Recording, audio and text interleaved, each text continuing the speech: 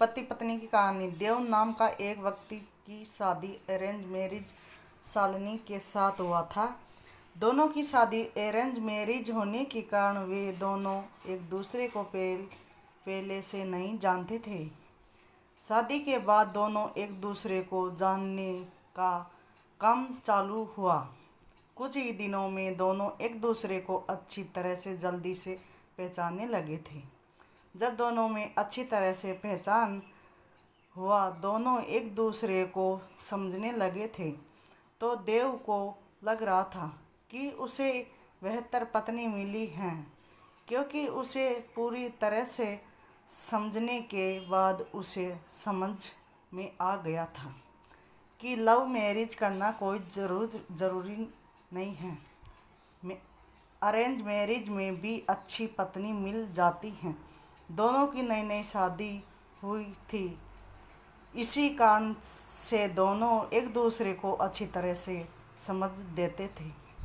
उसके बाद दोनों एक दूसरे के काम में हाथ बटाया करते थे।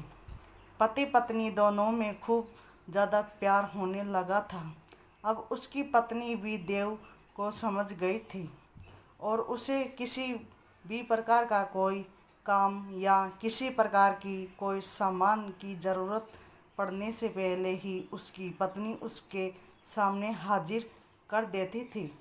एक दिन देव अपने दोस्त सूरज को अपने घर दावत पर बुलाया था। देव और शालिनी के प्यार देखकर सूरज बोल उठा, तुमने तो अरेंज मैरिज की है, लेकिन तुम्हारी पत्नी बहुत अच्छी है, तुम्हारा बहुत ज़्यादा ख्याल रखती है और तुम भी अच्छी तरह से अपना काम कर रहे हो। तुम्हारी पत्नी बहुत ज़्यादा खूबसूरत है और हर काम में तुम्हारा बहुत ज़्यादा ध्यान रखती हैं। तुम बहुत ज़्यादा खुशकिस्मत हो। तुम्हें अरेंज मैरिज होने के बावजूद भी तुम्हें इतनी अच्छी पत्नी मिली है। एक दिन देव अपनी पत्नी से कहता है कि तुम जाकर तैयार हो जाओ, हम लोग कहीं घूमने जाने वाले हैं। हम लोगों की शादी को इतने दिन हो गया हैं और बहुत सारे काम होने के कारण हमें टाइम भी नहीं मिलना है घूमने के लिए। चलो, आज हम लोग घूमने के लिए कहीं चलते हैं।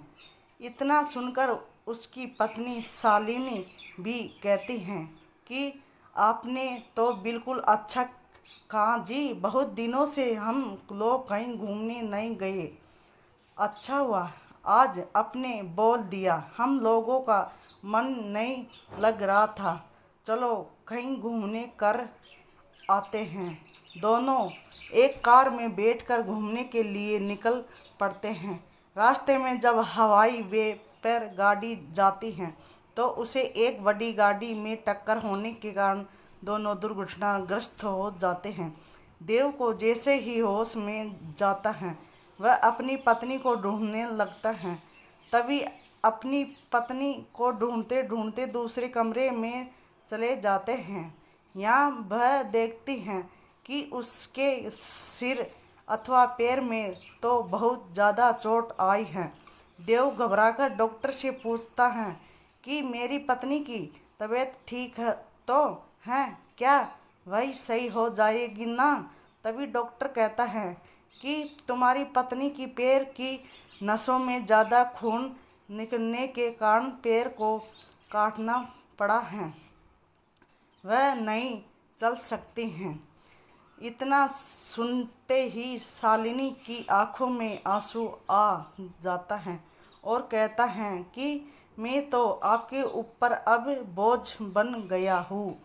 तभी को अपनी पत्नी को ढूंढते ढूंढते दूसरे कमरे में चली जाती हैं, जहाँ वह देखती हैं कि उसके सर अथवा पैर में तो दोपहर में बहुत ज़्यादा चोट आई थी है। देव घबराकर डॉक्टर से पूछता है कि मेरी पत्नी की तबीयत ठीक है तो क्या बात सही है हो जाएगी ना। तभी डॉक्टर कहता है कि तुम्हारी पत्नी की पैर की नसों में ज़्यादा खून निकलने के कारण पैर को काटना पड़ा है। वही नहीं चल सकती हैं। इतना सुनने ही शालिनी की आंखों में आंसू आ जाता है और कहता है कि मैं तो आपके ऊपर अब बोझ बन गया हूँ। कंपनी में चलो, काम करो। इसके बाद देव कहता है कि मेरी पत्नी से बढ़कर मेरी ज़िंदगी में कुछ भी नहीं है। मैं उसकी देखभाल हमेशा करूँगा और करता ही रहूँगा, क्योंकि हमेशा से ही मुझसे प्रेम करती थी और हम हमेशा से ही हम लोग पति पत्नी आपस में प्रेम करते रहेंगे। फिर वह अपने दोस्त को कहता है कि तुमने एक बार आया था और मुझसे कहा कि तुम्हारी पत्नी बहुत अच्छी है, तुम बहुत खुशकिस्मत होगी, तुम्हें ऐसी पत्नी मिली है। फिर आज क्या बात है? क्या तुम इस प्रकार के बाद मेरी पत्नी के लिए उपयोग कर रहे हो? आखिरकार जितना दिन उसने मेरी मदद की है, मेरा भी फर्ज बनता है कि मैं उसे ज़िंदगी भर मदद करता रहूँगा। इतना सुनने ही पीछे से उसकी पत्नी भगवान से प्रार्थना करती रहती है कि भगवान आपने मुझे इतना अच्छा पति दिया है कि मैं इसका शुक्रिया कैसे अदा करूँगी। और वह ज़्यादा के लिए एक दूसरे से प्रेम करते रहें और अपनी ज़िंदगी को आगे बना